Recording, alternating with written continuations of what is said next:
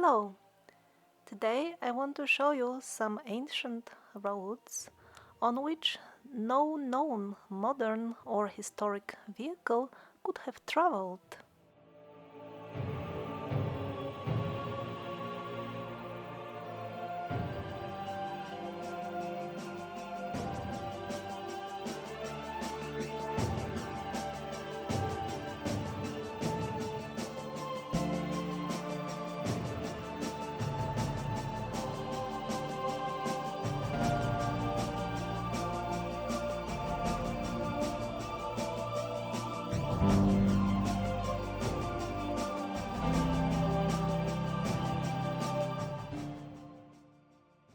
All the way from Spain to the Middle East, the ancient people have left behind hundreds, if not thousands, of kilometers of rock-cut roads or passages.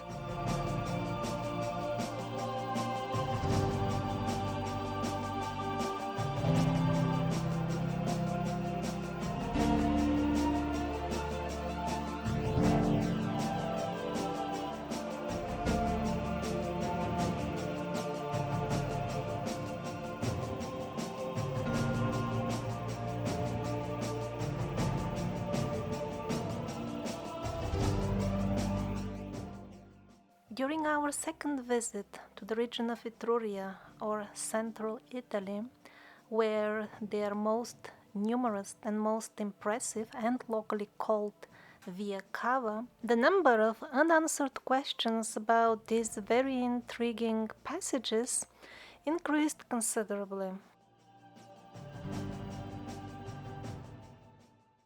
Even the basics about Via Cava are not at all clear. Like, for example, why go into so much trouble of making passages anyway if it is much easier to walk or drive your vehicles on the forest paths and roads for which the local terrain is very suitable?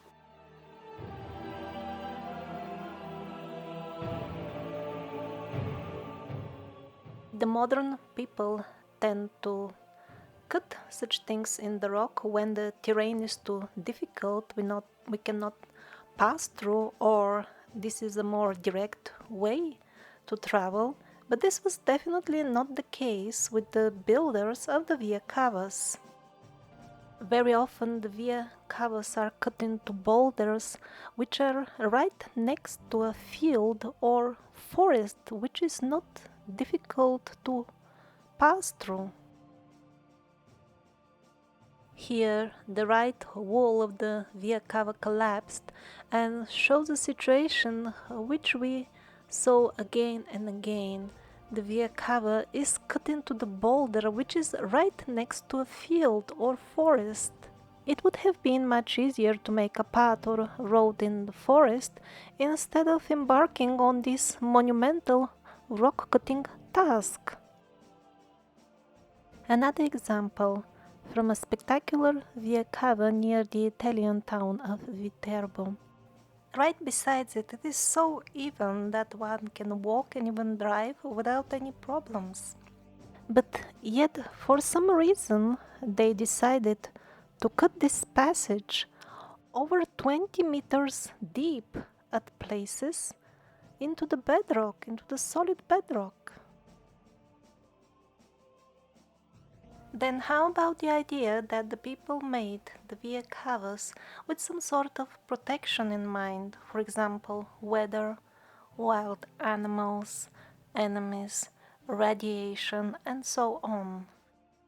Well, again, it makes some sense, but not much in relation to what is actually to be observed, because let's say the Via Cava would continue for a kilometer and then it would turn into a forest path for yet another kilometer and then again into Via Cava. If you wanted to be safe from severe weather, wouldn't you rather plan for the full length of the segment, let's say 2 meters deep Via Cava, instead of making 10 meters deep Via Cava for 1 kilometer and then having no protection at all for the next kilometer and then Via Cava again and so on? And the same applies, for example, for strategic defense. The segments with via cover are not particularly strategic. A potential enemy or dangerous animals or exposure to radiation, all this will get you when you come out in the open in the segment of the road where there is no via cover. Indeed, we know so little about those times and those people that we can't be even sure about the purely utilitarian use of the via covers. Because once the track leaves the via cover, sometimes it turns into a piece of art, forest path, with curvy, elegant steps, and not just the regular steps. Often you would have a choice, like a couple of types of steps next to each other. Like here, for example, besides the central steps, you have 2 or 3 other types on the sides to choose from.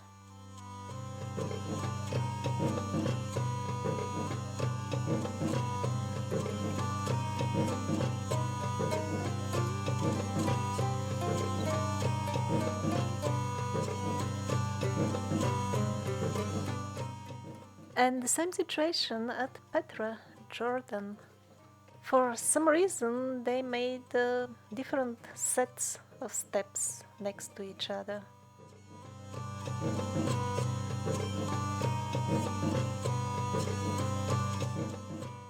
Here we see the typical elegant oval corners design of the steps. It's the same all the way in Jordan, because all these rock-cut via cavas, they were made by the same people. The civilization of the rock cutters, for which we do not even have a name, what to speak of having any details about them. Besides the wide choice of steps, sometimes you get even dedicated places where you can put your foot, your feet as you walk, with clearly distinguishable left and right.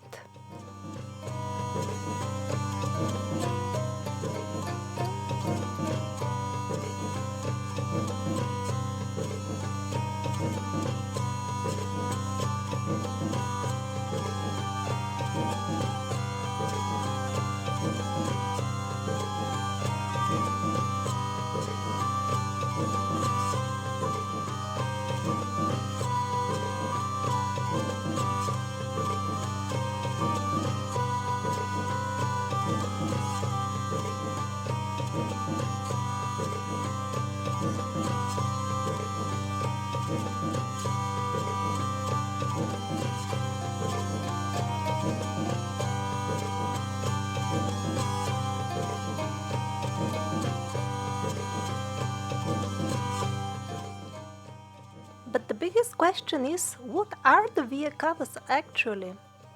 Certainly they resemble roads, but yet they are barely usable for any type of road we can imagine. The penguins show you images of wider segments like this one, where also the ground level is conveniently covered with mud and modern gravel. And then they tell you, of course, these are the roads of the Etruscans. They were driving their carts on them. One of the senior, wiser penguins even thinks that they were specifically for the carts with the burials of the Etruscans. And people naively believe it because, as usual, they're given very, very incomplete information about the full picture. In reality, most of the via cavas are absolutely unsuitable neither for carts or any other modern or historic vehicle we know of. Although definitely they have segments which would be vehicle friendly, it wouldn't be long before they get too narrow, too steep, with impossible turns. And most importantly, they are not even flat. They have steps.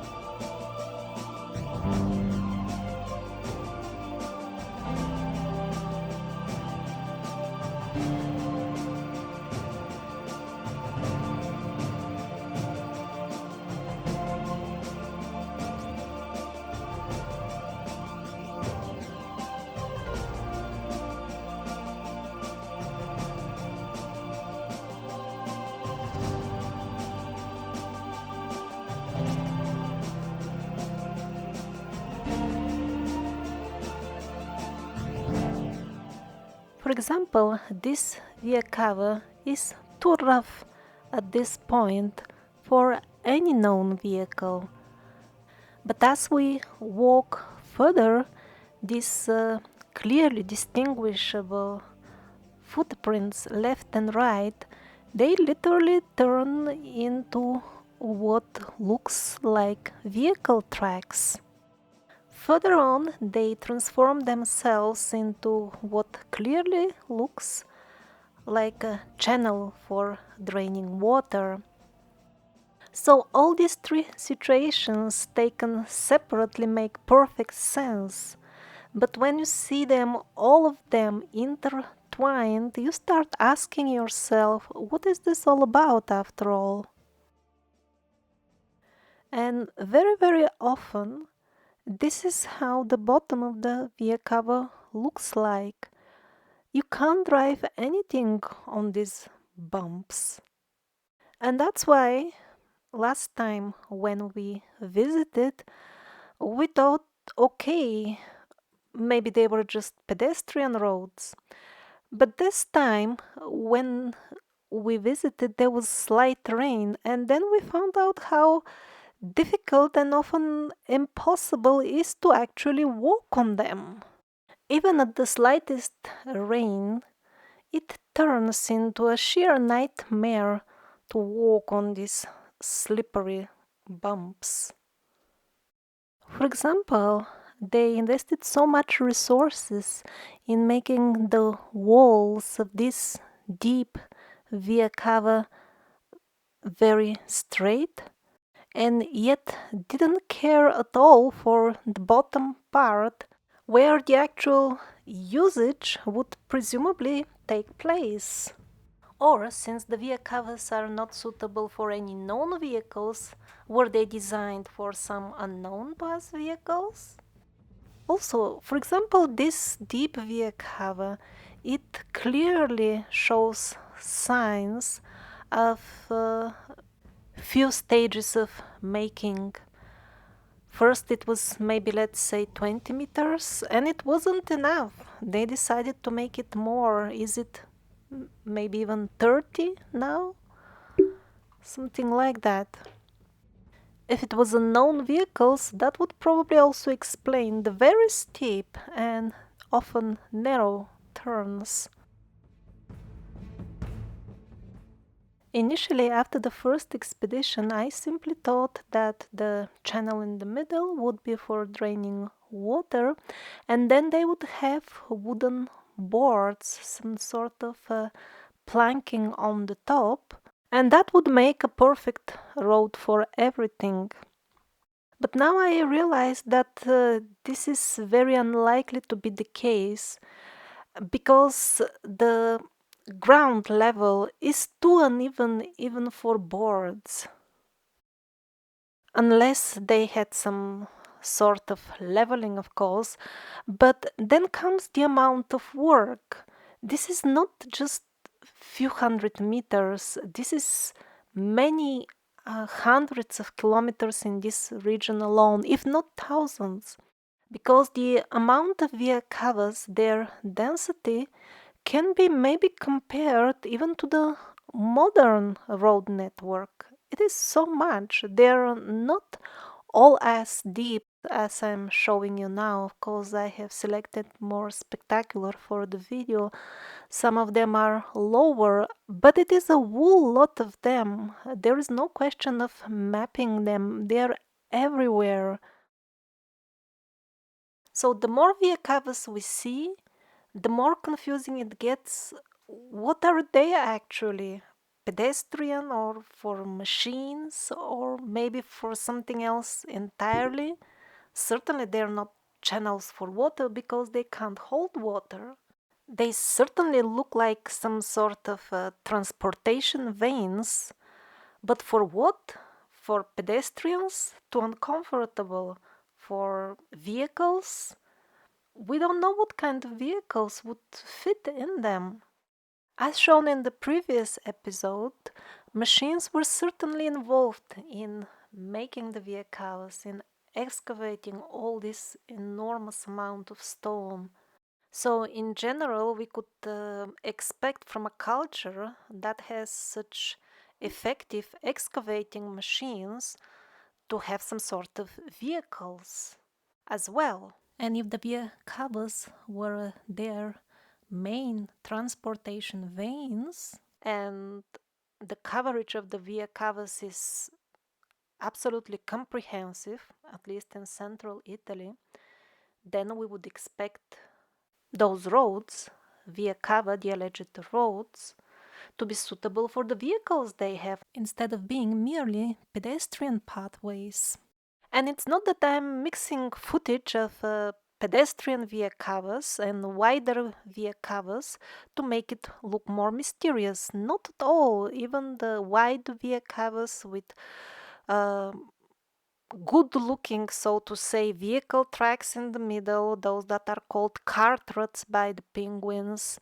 Even those now and then turn into something very narrow and unsuitable for any vehicle we know of. Or staircases.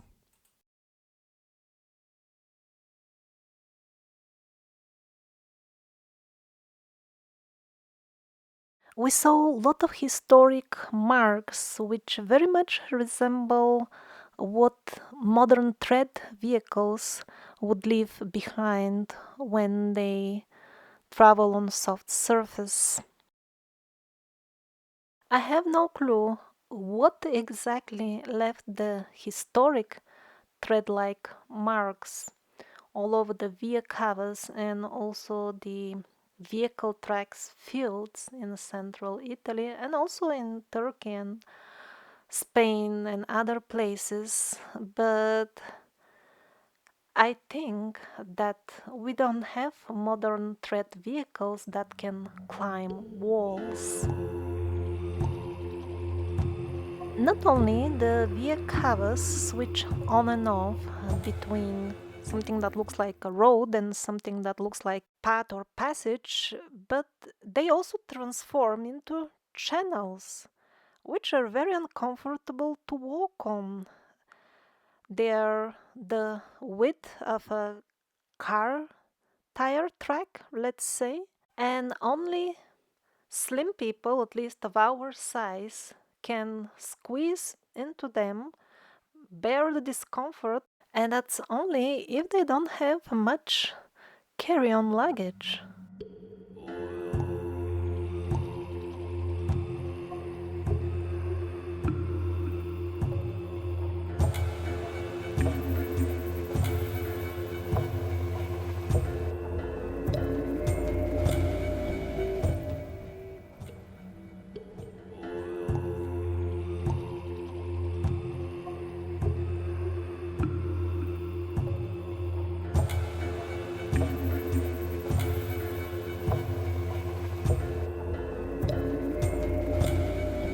Most of the via cavas tend to have this channel in the middle. At few spots we saw clear evidence that yes, it is for draining water. But as usual with via cavas, as soon as you decide that you have figured out at least something about them, all you need is to walk 50 meters further to find out that you're actually wrong. The neatly chiseled central channel with its clear visible tool marks turns into untidy, petrified vehicle tracks as if left in the mud, which later on petrified.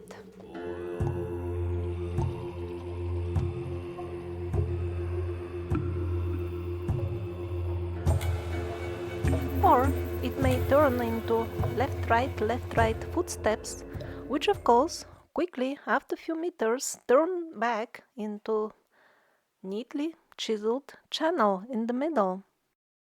Of course, this element of having tracks left in the soft mud, which later on petrified, by itself is not at all astonishing, because as shown in the previous episode, the stone out of which the via cavas were excavated was much softer than it is now. But when we combine that with all the other factors, still we don't reach far in answering even the basics. What are the vehicles made for? And if vehicles were moving in them, what kind of vehicles were they?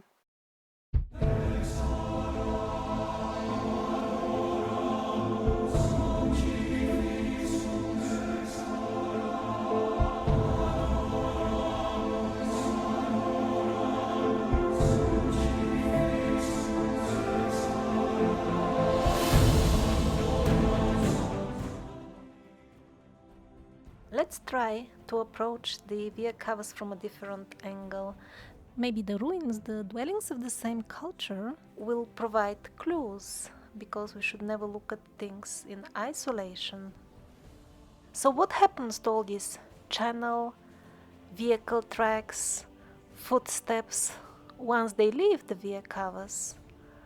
Well, they continue in the fields, again as channels, footsteps, or tracks, but mainly as tracks. They look exactly as petrified sled tracks left once upon a time in mud. And as we're gonna see in the future episodes, there is really lots of them out there in the fields, overgrown, abandoned, never studied. So, since most of the vehicles have narrow segments, they look mostly pedestrian. But if that is true, it turns out that there are vehicle tracks all over the place, and yet what really looks like a road network was not really for vehicles.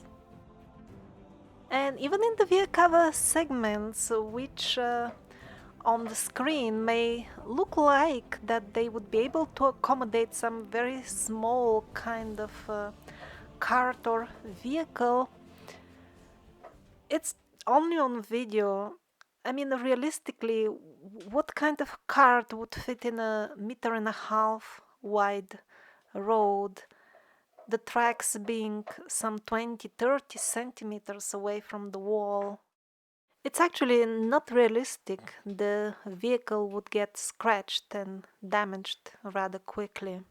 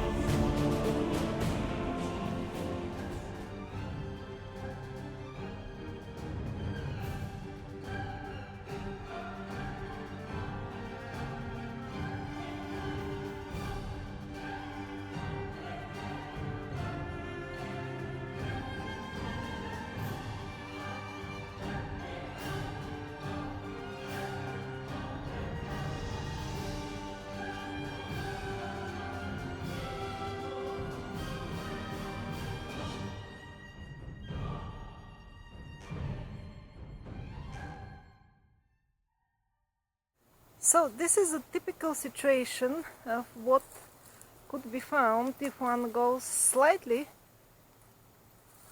on the side walk away from a vehicle. Unexcavated rooms in the forest, usually full of soil or water, or simply overgrown by blackberries, thorny blackberries.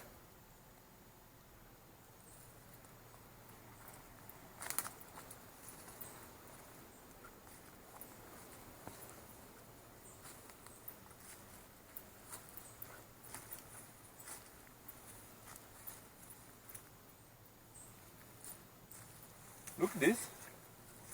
This is the original Etruscan part. And It's so easy to take it away. Yeah. Are you gluing it back? I'm sorry, so something historical.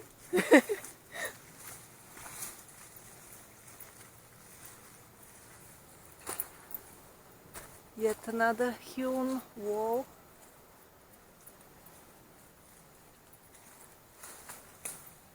This was all rooms here.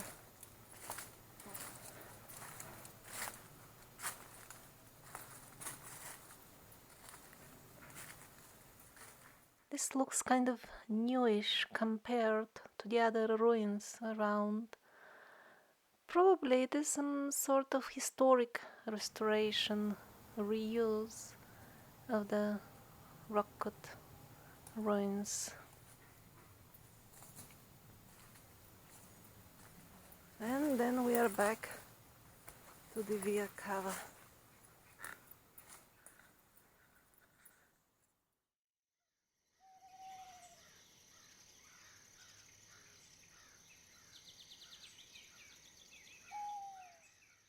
This would be the average height of the Via Cavas, maybe.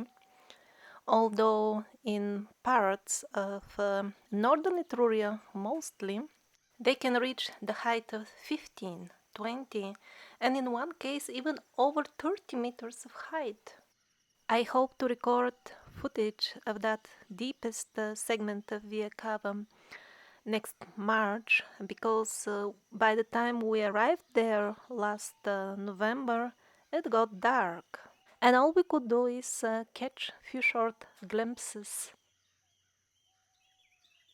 So there are deep Via Cavas, not so deep Via Cavas, and also baby Via Cavas. Namely, all the hewn channels, which again resemble paths but are very uncomfortable to walk on. And as usual with Via Cavas, you never know because they turn into what looks like petrified tracks on and off. There are also kind of one-sided Via Cavas. It's not sure if that was the original design with just one side, or the other one simply collapsed because of erosion. Sometimes one can enter in rock-cut rooms straight from the Via Cava, and sometimes these altars and rooms are so abundant that it looks like a marketplace. The original bottom of this Via Cava is actually buried, and there is a Roman road historic on the top of it. That's why the Via Cava is considered to be Roman officially. What to speak of giving proper credit to the civilization of the rock cutters? We don't even have still a proper name for it. Of course, in this video I've been showing you the better preserved segments of Via Cavas, but on the ground the situation is quite different. They are not cleaned, they are not at all excavated, and even the parts that are above ground are difficult to access because of fallen trees and their prolific blackberries, which seem to cover almost everything in this region of Italy. The rock in this region of Italy is entirely tufa. It is relatively very soft. There is lots of rubble lying around, and of course it clogs first of all the bottom parts of the Via Cavas, and thus covers probably the most interesting part of them, the part which reveals what kind of maybe vehicles were used, or what was the usage of the Via Cavas as such.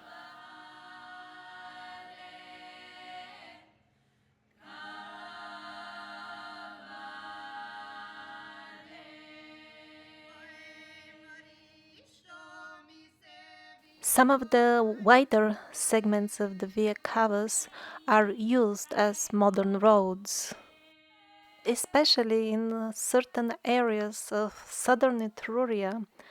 When we would drive around to various historic sites, we would most often find ourselves to be driving on asphalted via cava.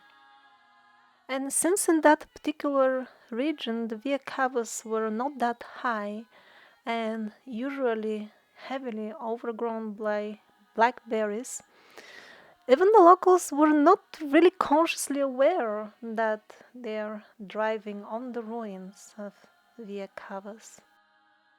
In general, we could say that in the south the via cavas would be wider and not that deep, sometimes even knee deep, while in the north they would tend to be deeper and narrower.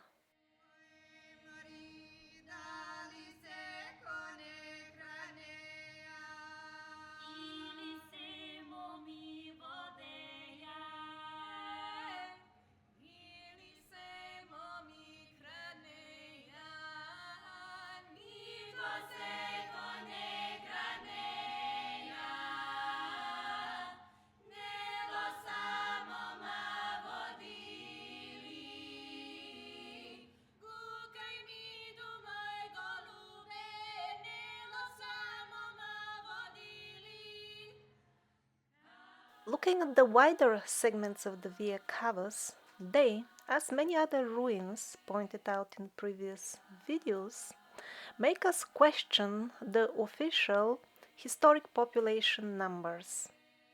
So, if there were just very wide Via Cavas here and there, it wouldn't be a problem. The people had their processions, let's say, over there. But there are too many very wide Via Cavas, even if they were marching up and down every day, including the toddlers and the animals.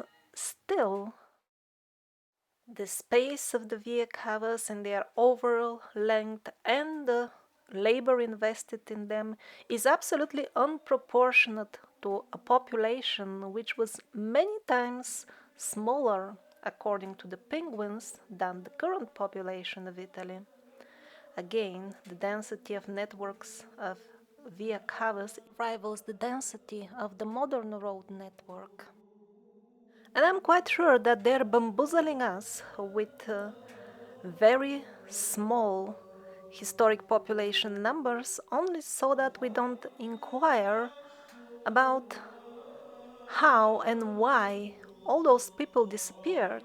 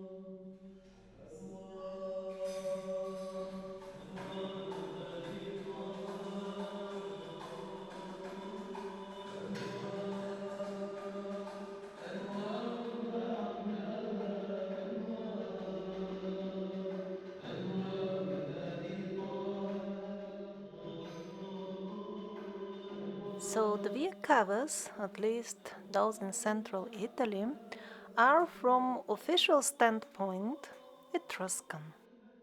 Although the Etruscans surely used them, did they make them or not?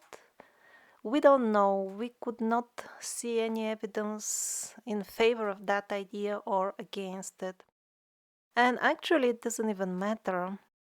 Because, as shown in this video, most of the official information about the Etruscans is anyway a fairy tale, and in reality, we know next to nothing about them. So it is almost irrelevant. Are we gonna stamp the Via Cavas with the label Etruscan or not? Because labeling them in such a way will actually mean that they're made by an unknown civilization, unknown people, which we already know, so it's nothing new. Yet on the other hand, those who still have some sort of faith in the mainstream history and think, well, at least it must be partially correct, right? For them, it wouldn't be very beneficial to believe that the Via Cavas are Etruscan because it will simply bring even more confusion.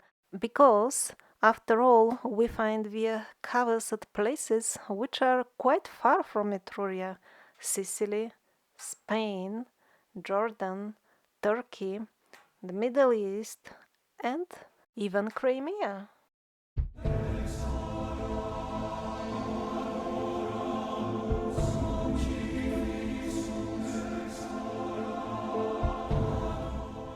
By looking at the Via Cavas, it's not really clear were they just pedestrian or for vehicles and what type of vehicles. But one thing surely becomes very clear. How little do we know about our real ancient history? The more ruins I visit, the more I get convinced that if we really want to know where do we come from, we should stop trying to add exotic, unknown civilizations to the history, or blame it all to the aliens, which is even a more simple method to comfort ourselves. The honest truth is that all the ancient civilizations are actually unknown to us, and if we want to know the truth, we have to start from scratch.